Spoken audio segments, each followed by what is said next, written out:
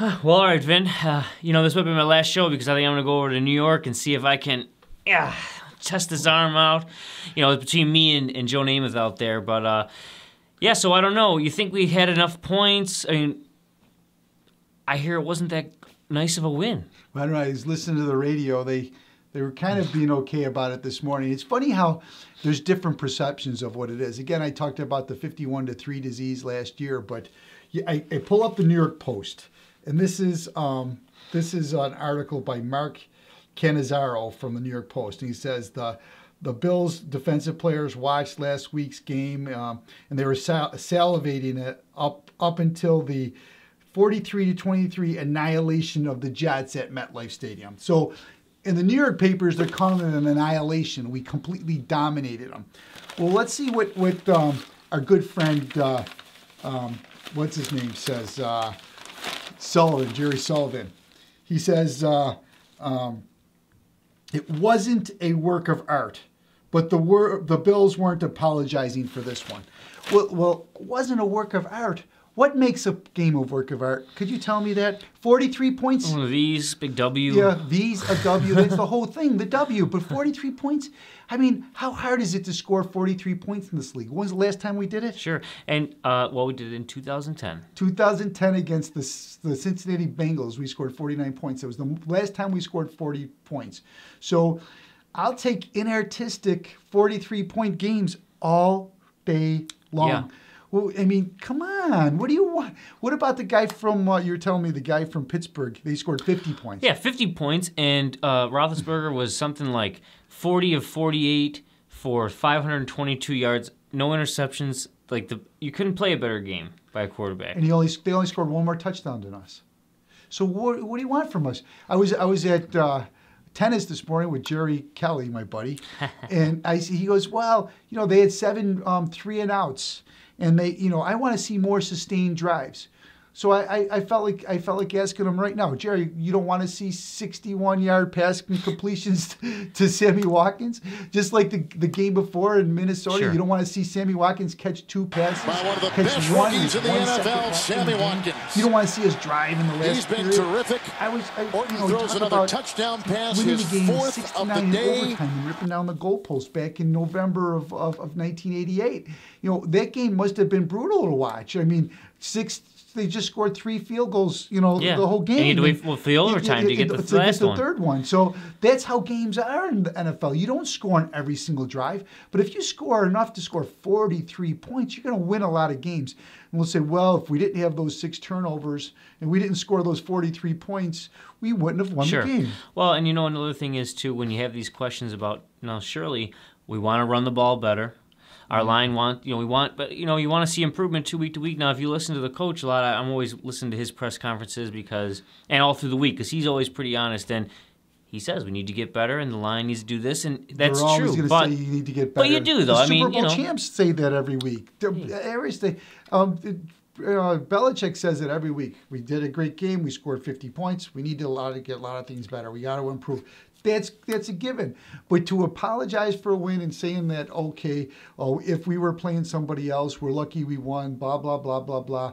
This Minnesota's not a good team. We should have beat them by more.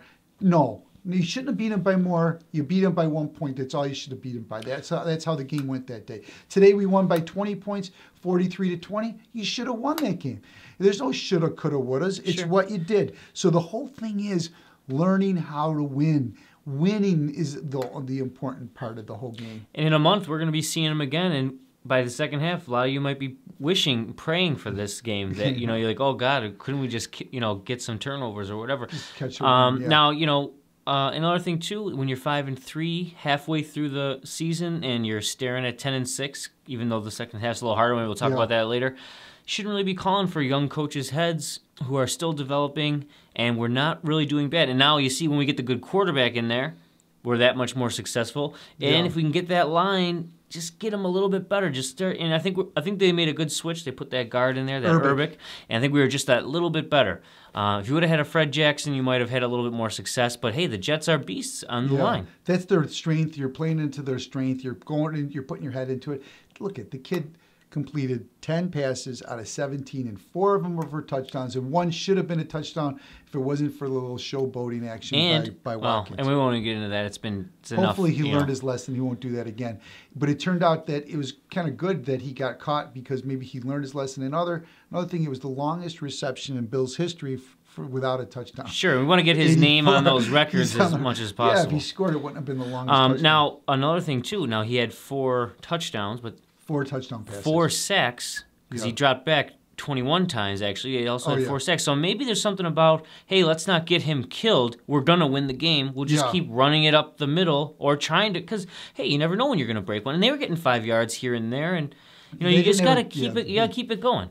You got to keep it balanced, and it certainly opens it up, to those passes. And he makes some pretty. I don't know. I don't think he hit 60% yesterday, but he's pretty accurate. Well, 10 for 17, 68 on the year so far. That's what's 10 out of 17. That's over 500 though. Anyway, it won't even be 60% or so. It's got to be close 58% or something. But he's doing good. He throws a good ball.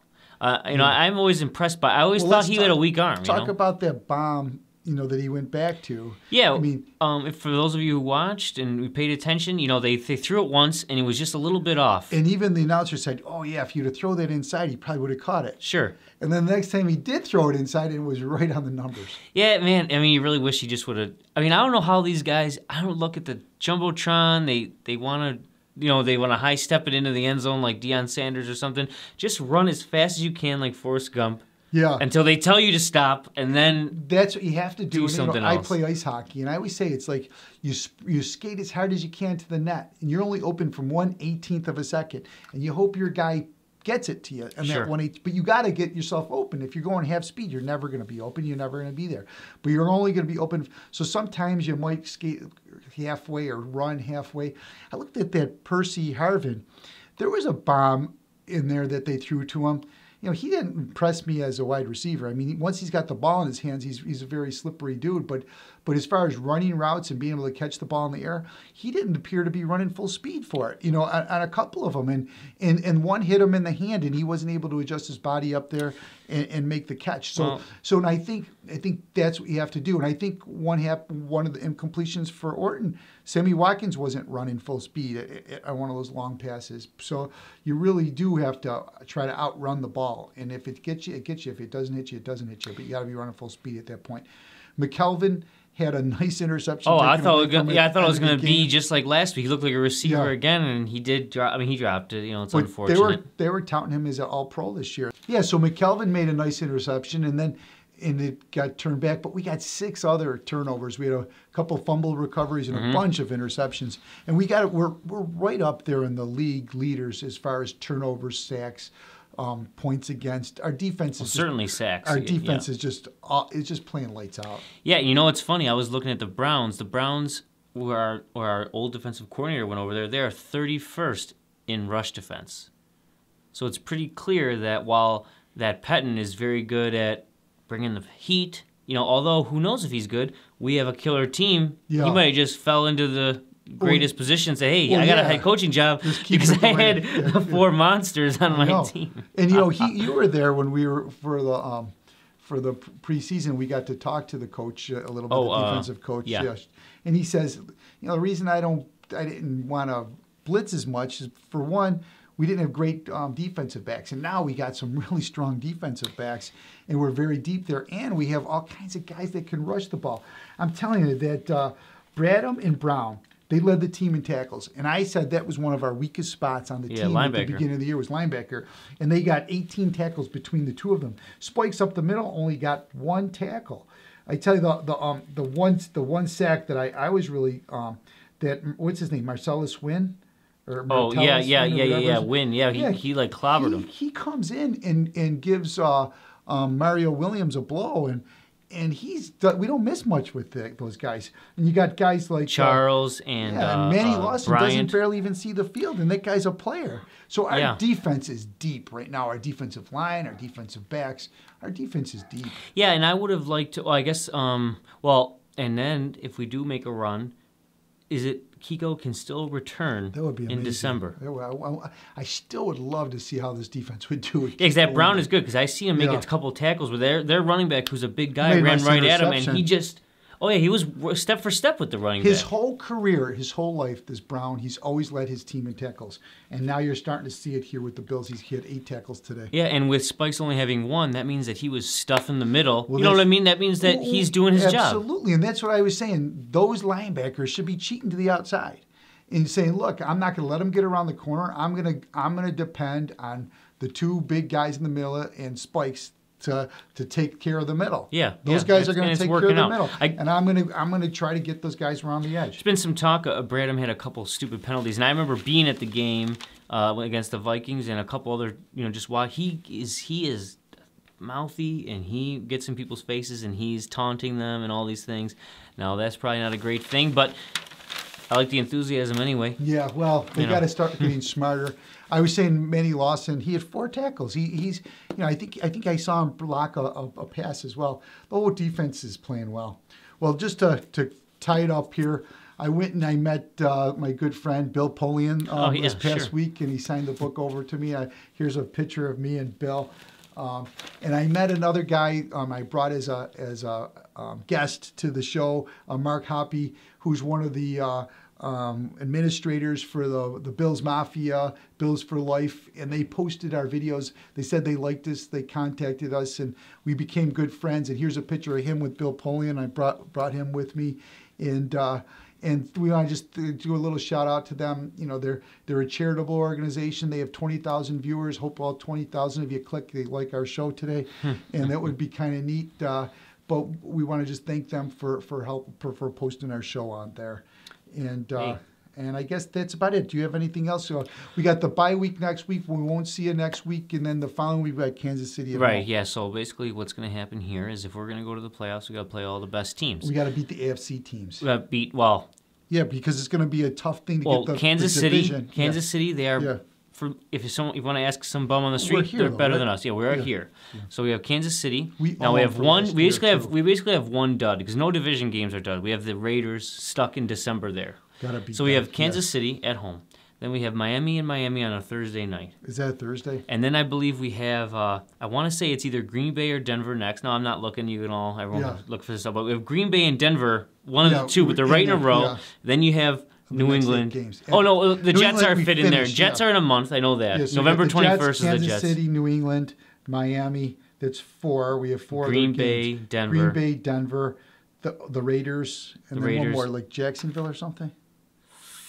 I think it's the Jaguars. I wonder who. I think we play Jaguars. Oh, the Browns. Cleveland, yeah. Of course. We got to beat up Penton. So those games are going to be a tough. So we're saying we want to win 5 of those 8, and we have to only win 2 more to beat the 6.5 spread. Did you know that was the spread at the beginning of the year in Las Vegas? They said that the over/under was 6.5 for the Bills. Oh, really? And we got 5 at the halfway point. And look at all you don't believe in gambling, and there you could have had some money.